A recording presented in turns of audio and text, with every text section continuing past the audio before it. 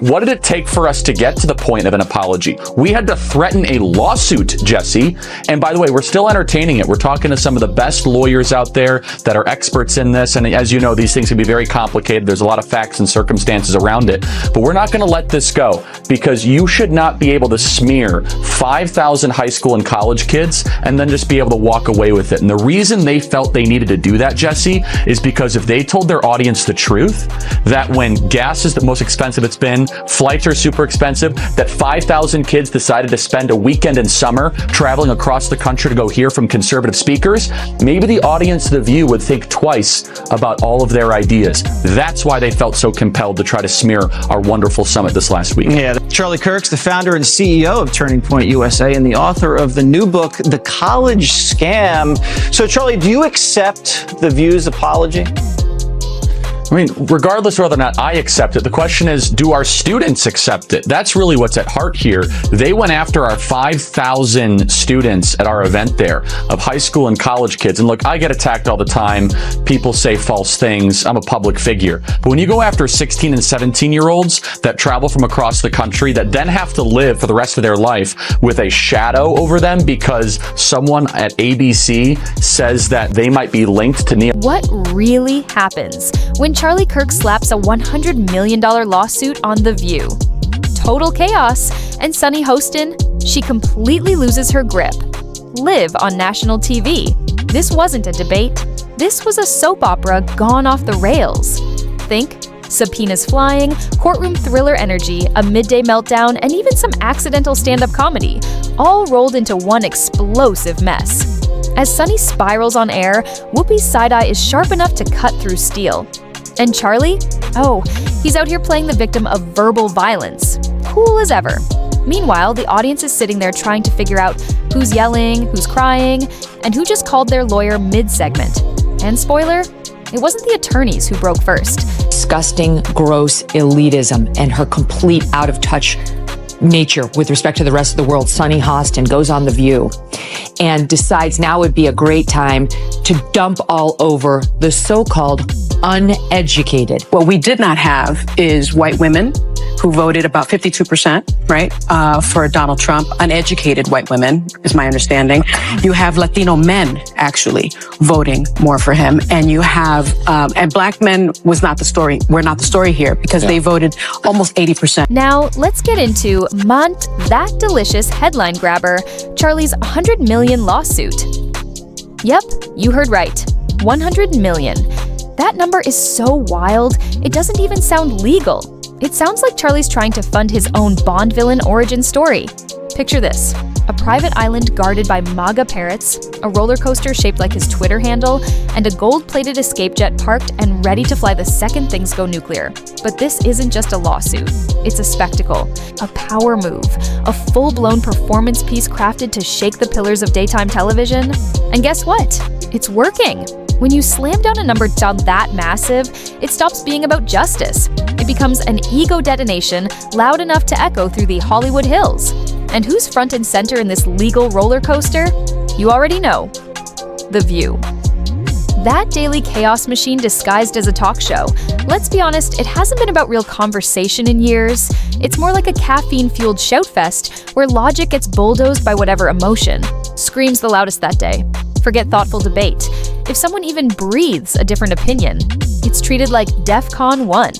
What was once a panel of seasoned minds has turned into a daytime drama club.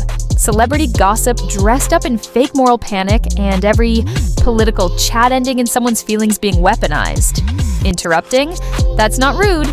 It's mum strategy. Each host battling to outsigh, outglare, and out-outrage the next. Turning Point conference. Were in the front of out there in front of the conference with anti-Semitic slurs, and I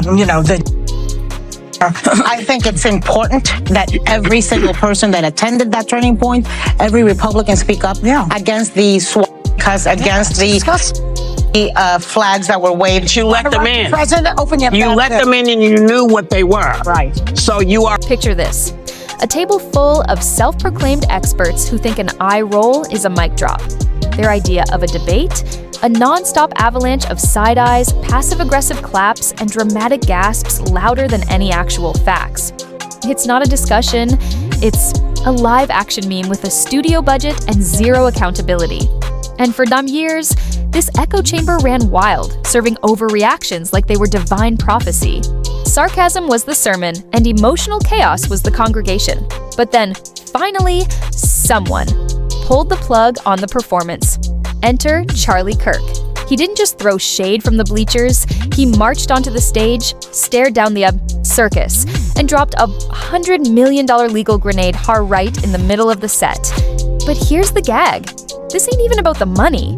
This lawsuit, it's not just paperwork. It's a blaring siren, a giant stop right there pointed directly at the madness. Charlie isn't just suing a panel of TV personalities. He's dragging the whole production, the whole overhyped opera of smug hot takes dressed up as enlightenment. This ain't clout chasing, it's a shutdown, a public call-out. A moment where Charlie grabbed the mic mid-scream and went, "Pipe down." Just because you didn't go to college doesn't mean you're stupid, and it doesn't mean that you don't have wisdom. You can go to college and get a bunch of irrelevant facts about how men can allegedly give birth or whatever they teach. But I said this to our team. I said working people, the muscular class, including working women, they are so in favor of Trump and they don't want to be called stupid or uneducated. This ain't just a lawsuit, it's a cultural mic drop. Because let's be real, The View hasn't just become annoying, it's become dangerous. A place where volume replaces value, where screaming over people somehow passes for intelligence, and where dramatic gasps are treated like actual political strategy. And that $100 million figure, it's not just a flex. It's a wake-up slap to a media industry running on caffeine, clout, and unchecked chaos. Charlie Kirk didn't just sue, he called out the entire genre. He basically said, "You don't get to spew misinformation, roll your eyes at truth, and call it journalism." And he didn't whisper it. He fired that message straight at the core of daytime TV's outrage economy. The same economy that thrives on fake fights, hot air, and whatever goes viral before it goes verified. Because, let's face it, The View ain't a talk show anymore. It's a midday fashion emergency wrapped in recycled outrage. A chaotic carousel, where half-baked opinions get served like gourmet facts, and moral superiority is always the main dish. Somebody had to cut the music. And this time, it wasn't another guest rolling their eyes. It was a lawsuit that brought the fire. And sitting dead center in this daytime drama buffet, Sunny Hostin. Once a courtroom queen, now the poster child. For performative punditry, she swapped legal precision for punchlines and now swings that law degree around like it's a cute purse, not a credential. Tossing around legal jargon like skincare tips, sipping coffee while dropping takes that are designed to trend, not to teach. Time ago, from the ladies of The View to Turning Point USA, a war of words broke out after the conservative group was rallying the next generation of voters at its youth summit in Tampa, Florida this weekend. And the liberal panel just couldn't help themselves. The group sent a scathing cease and desist letter after hosts on The View suggested that Turning Point had embraced neo-Nazis who showed up outside. But now? Oh, now the irony is practically choking on itself, because Sunny Hostin, queen of the courtroom clapback, is suddenly neck-deep in a real legal mess. And this time, no amount of dramatic pauses or press-scripted sass can save her. Let's skip the tired chorus of "they're just trying to silence strong women," because baby, this ain't censorship, this is consequence. Just because the show airs at noon between detergent commercials and cooking segments doesn't mean it's above the law. Freedom of speech? Sure. But when that freedom gets twisted into character assassinations, wrapped in cutesy catchphrases, don't act shocked when the legal system pulls up with a subpoena and a side of facts. This lawsuit isn't a publicity stunt, it's a reality check. A full-blown call for receipts from a show that's been screaming unchecked opinions into the void for over a decade. Because let's be honest, The View hasn't been a talk show in years. It's been elite open mic night. We're the loudest. Voice wins, truth gets drowned out, and any opposing opinion gets steamrolled by fake empowerment in designer blazers. They call it bold commentary. But let's be real, it's been ideological theater, dressed up for clout and applause. And now, nothing's off limits. Because the consequences have finally walked in, and they're wearing a $100 million price tag. Let me kind of humble the audience a little bit. Donald Trump won by less than a point in Wisconsin. about 28,000 votes. He won by a point-ish, 1.2 in Michigan. And then he won by 1 point in Pennsylvania.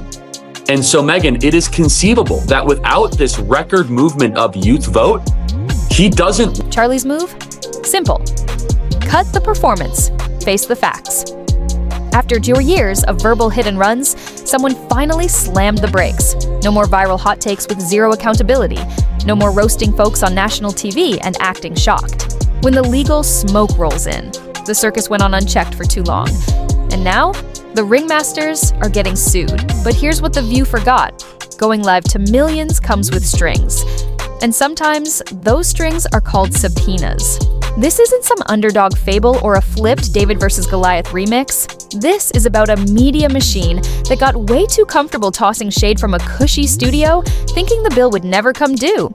But now Charlie Kirk's yanked the velvet curtain and stepped right into the chaos, not to start a culture war, but to say, time's up. No more echo chambers. No more applause-triggered immunity. He's doing what millions of fed-up viewers have only wished for, forcing the loudest mouths on daytime TV to finally choke on a spoonful of real-world accountability. Because in a world where dark clicks beat context and hashtags drown facts, the truth can't be optional, and neither can responsibility. You want to throw accusations live on national TV? Be my guest. Just don't act brand new when someone replies with, "See you in court." So next time the theme song blares and the panel walks in like it's Judgment Day for everyone but them, don't grab popcorn, grab a legal pad, because the era of talking reckless on daytime TV with zero blowback? Yeah, that era might be officially over. And honestly, it's about damn time. It's amazing. She's specifically there referring to the women, but of course it's the non-college educated men as well who voted for Donald Trump. And the nerve of this woman to whom the country has given so much to try to dump on people who didn't go to college. Look at you, look at your achievements. How do you like the so-called uneducated? Let's be real. This isn't some fragile tantrum from a moody celebrity. This is a full-blown calculated power move. Charlie Kirk just flipped the game on a show that spent years publicly assassinating anyone who dares to disagree with their hive mind.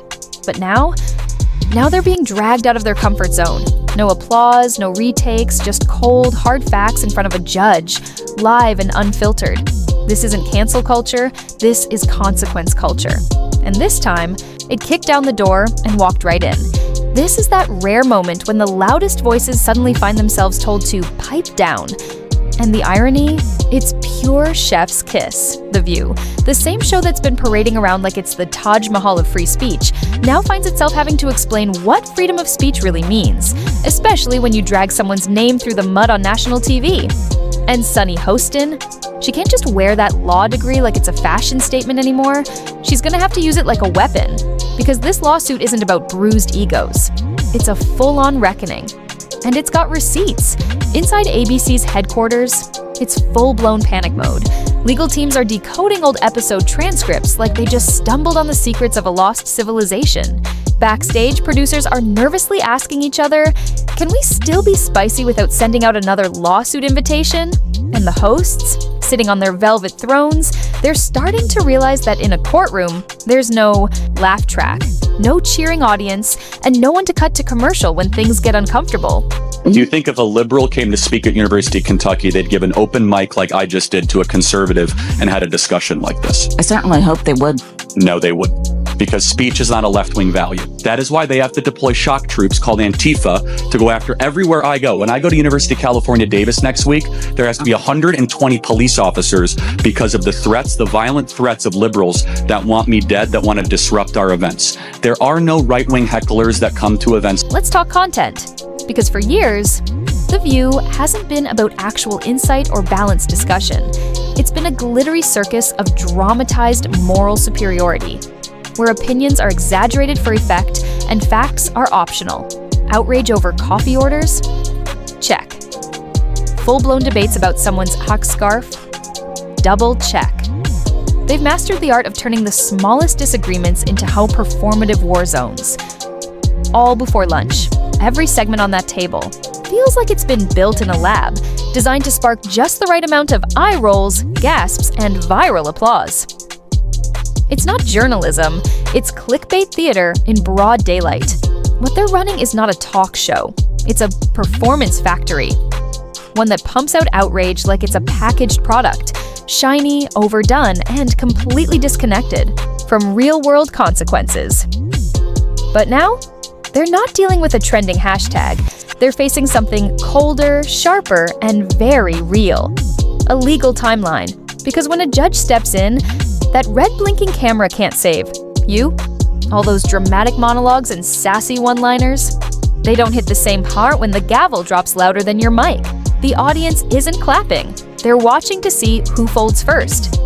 The View has spent years pretending to be judge, jury, and executioner, calling people out, tearing reputations down, and smiling through it like it's just TV. But Charlie didn't come to play TV. Charlie Kirk showed up with receipts, subpoenas, and smoke. No edits, no applause breaks, just cold legal action and a demand for accountability. He didn't pull up with a mic. He pulled up with a case. And now, everyone on that panel suddenly has selective amnesia. Verbal jabs? Never happened. Personal digs? Not us. Public smears? Let's not rehash the past. But baby, the court keeps receipts. They turned daytime TV into a weaponized drama zone, serving up character assassinations between foundation ads and collagen promos like it was just part of the script. But this script just got subpoenaed. For years, they handed out hot takes like cafeteria sloppy, loud, messy, and low on facts. But Charlie, he didn't scream back. He filed back. And now, this isn't a media moment. It's a legal reckoning. Say too much, but we're going to have a lot of fun at the Department of Education. We're going to have a lot of fun. Can I tell you something? Like, I've had quite a few people contact me about that particular post. Like, I'm sure I have 1/100th of what you're getting, but people are contacting me about cabinet posts. I'm like, I got look, nothing. I mean, yeah, I'm actually, after this conversation, heading to Mar-a-Lago for a week, and we have a lot to sift through, and if I could be helpful, I have asked. I want to be actively involved in all things education, as you can imagine. Let's be real. This isn't some conservative tantrum. This is a calculated power move, a direct hit at a media machine that's been masquerading as journalism while running on glitter, gossip, and groupthink. The View has long styled itself as a bold platform for truth-telling, but behind the scenes, it's been a scripted circus, serving up smug one-liners and factory-stamped opinions like clockwork. Charlie Kirk's lawsuit isn't just bruising egos, it's tearing down the entire illusion. It's exposing a culture where every disagreement is treated like a personal attack, and every opposing view is shouted into silence. This isn't some petty feud with a couple of talk show hosts. It's a full-blown takedown of a smug empire that forgot conversation means more than synchronized gasps and pre-rehearsed outrage. The feathers aren't just ruffled, they're being ripped out at the root. For too long, mockery was passed off as journalism, and viral drama was mistaken for impact. But now, someone's finally showed up who didn't come to debate. He came to tear down the whole stage. Charlie didn't bring a mic, he brought subpoenas. He didn't clap back, he filed back. That $100 million figure, it's not just a headline grabber, it's a blaring siren, warning every studio that built their brand on mockery and think they're untouchable. If you treat public figures like punching bags on national TV, don't be shocked when one of them punches back, not with a quote, but with a lawsuit. Sure, drama drives ratings, but guess what else sells? Accountability. And this lawsuit, it's putting serious weight behind all those eye rolls and gasps. This time, the views. Signature snark won't cut it. There's no fast-forward button in court, no teleprompter to hide behind, just questions, evidence, and real consequences. And as for Sunny Hostin, the legal expert of the table who once sat comfortably tossing out legal jargon between sips of tea, she's not in a mock trial anymore. She's smack in the middle of a real legal firestorm. Because courtrooms don't care how loud your clapbacks are or how many times your clip went viral. They care about facts, about damage, about intent. And when your whole brand is built on dramatic takedowns, don't act surprised when one of those takedowns lands you on the witness stand. Let's hit pause for a second and really take in what's unfolding. Charlie Kirk, a guy who's been mocked for being too loud, is now going toe-to-toe with the loudest talk show on television. And instead of ducking, he's stepping right. into the fire, throwing a $100 million haymaker at the smug spectacle The View has become. Because let's be honest, The View hasn't been insightful in years. It's morphed into a daily tantrum wrapped in designer labels, where opinions aren't debated, they're bulldozed. It's not just biased, it's proudly aggressively biased. Any opposing view gets bulldozed with synchronized scoffs, forced applause, and Sunny Hostin's watered-down courtroom cosplay. But this time, it's not just another Twitter thread or a viral clapback. It's a real lawsuit with no laugh track, no applause signs, and very real consequences. Critics can call it a PR stunt all they want. Say it's performance, say it's a headline grab. Fine. But if this is performance, then hand the man an Emmy, because Charlie is doing what The View never could, making noise that actually lands. This lawsuit isn't about vanity. It's a bold, public line in the sand that shouts, "That's enough." Enough of the mock trials disguised as segments. Enough of the echo chamber dressed up as discussion. And enough of the constant character assassination passed off as casual morning TV. Supporters of The View will scramble to deflect. Call it satire, call it just opinion, say it's all protected speech. But let's be honest, when you spend years twisting someone's views, dragging their name, and mocking their character before the first commercial break, you don't get to hide behind the First Amendment like it's some magical shield. Neutrality? That ship sailed 5 seasons ago. Now, for once, they're not just facing clapbacks, they're facing consequences. Because this isn't commentary anymore. It's character assassination, sugar-coated for the daytime crowd. And while this lawsuit might not be the end of Tracy's The View, it could be the beginning of accountability. Maybe, just maybe, it'll force them to look in the mirror. Maybe it'll make them pause before turning real people into punchlines. Maybe it'll remind them that words carry weight.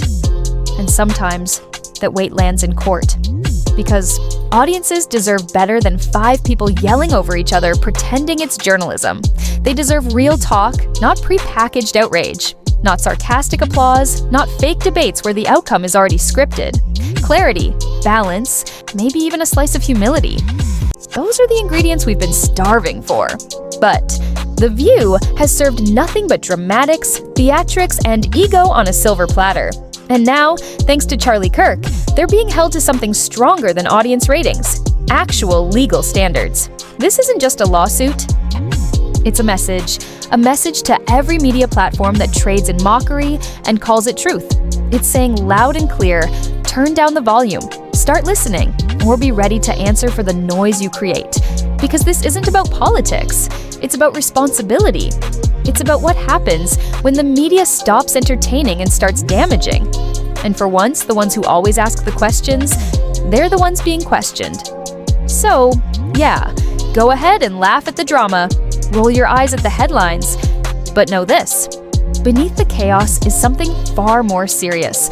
A long overdue check on a show that's been spinning out of control for years. Hit that like, subscribe, and stay tuned. Because where the noise fades, the real story always cuts through.